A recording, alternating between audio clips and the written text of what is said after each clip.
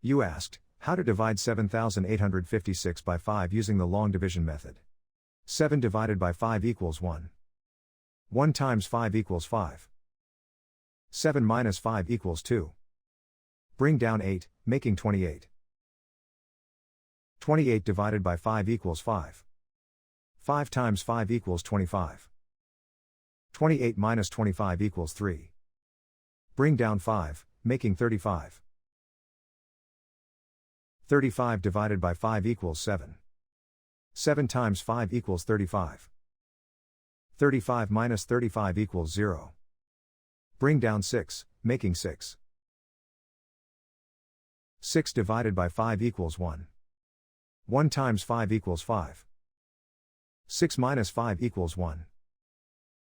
The remainder is 1. The final result is 1571 remainder 1.